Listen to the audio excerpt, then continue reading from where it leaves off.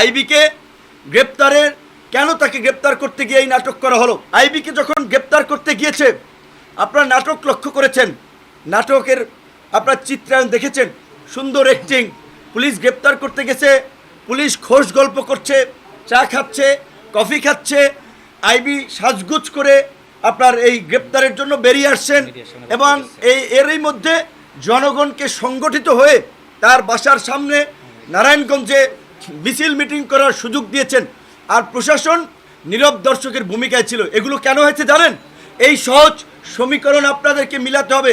এই আইবি সাবের হোসেন চৌধুরীদেরকে দিয়েই এই সরকারের কিছু কিছু উপদেষ্টারা রিফাইন আওয়ামী লীগ করার স্বপ্ন দেখছে। তাই আমরা বলছি উপদেষ্টাদেরকে, আপনারা এই সমস্ত নাটক করতে গেলে আপনাদের অস্তিত্ব কিন্তু থাকবে না। আইবিকে গ্রেপ্তারের কেন তাকে গ্রেপ্তার করতে গিয়ে এই নাটক করা হলো? কেন আইবির সমর্থকদেরকে এই মিছিল মিটিং করে এই পরিবেশ তৈরি করতে দেওয়া হলো? মানে দেখানো হয়েছে যে আইবি ইজ ভেরি পপুলার, তাই আইবিকে দিয়ে আমরা আওয়ামী লীগ রিফাইন করবো, আওয়ামী লীগকে নির্বাচনে নেব। সাবের হোসেন চৌধুরীর বিদেশি কানেকশন, তিনি ইন্টার পার্লামেন্টারি ইউনিয়নের নেতা ছিলেন, এই কারণে তাদেরকে মুক্তি দেওয়া হয়েছে। এই সমস্ত ঘটনায় আমাদের অ্যাক্টিভিস্টরা শুধু আসিফ নজরুল সাহেবকে আপনার দোষী সাব্যস্ত করছেন, কিন্তু প্রকৃত অর্থে এই জন্য যারাই অভিযুক্ত, সে যে আসিফ নজরুল হয়, অবশ্যই তার আমরা বিরুদ্ধে বলবো, কিন্তু আসিফ নজরুলকে শুধু একা টিগারে রাখলে আপনার টার্গেট করলে হবে না। প্রকৃত অর্থে যারা এই আওয়ামী পুনর্বাসনে জড়িত, গণহত্যাকারীদের রক্ষায় জড়িত, এই আওয়ামী লীগের দোসরদের ব্যবসা বাণিজ্য এখনও টিকিয়ে রেখেছে, কোন কোন উপদেষ্টা আমাদেরকে খুঁজে বের করতে হবে, তাদের বিরুদ্ধে আমাদেরকে নামতে হবে।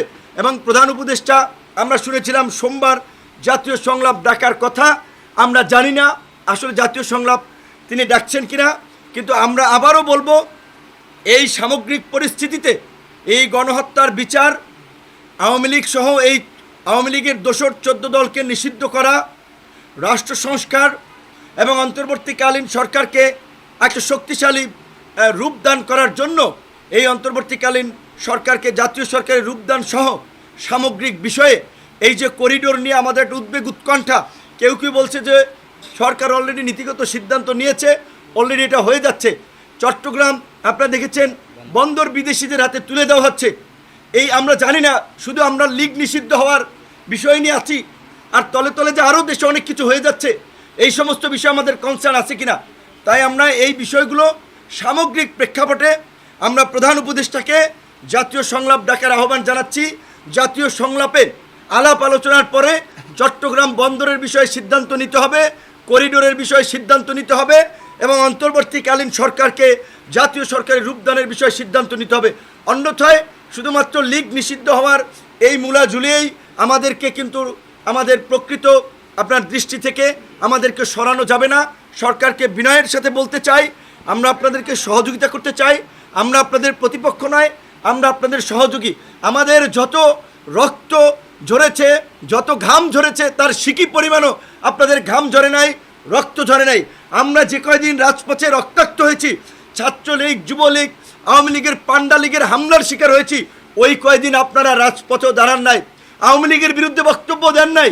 তারপরেও আমরা দেশের বৃহত্তর স্বার্থে আমরা আপনাদের সকলকে নিয়েই আমরা বাংলাদেশকে পুনর্গঠন করতে চাই, আমরা এগিয়ে যেতে চাই। আপনাদেরকে আমরা নিরপেক্ষ একটা সরকারের দায়িত্ব দিয়েছি, কিন্তু আপনাদের কিছু কর্মকাণ্ড প্রশ্নবিদ্ধ হয়েছে। কাজেই এই সরকারের উপদেষ্টা পরিষদের পুনর্গঠন ছাড়া এই সরকারের প্রতিও জনগণের পুরো আস্থা ফিরে আসবে না এবং সামনে নির্বাচন নিয়ে সংকট কাটবে না। তাই আবারও আমরা সামগ্রিক প্রেক্ষাপটে জাতীয় সংলাপের আয়োজন করার আহ্বান জানিয়ে আমাদের আজকের এই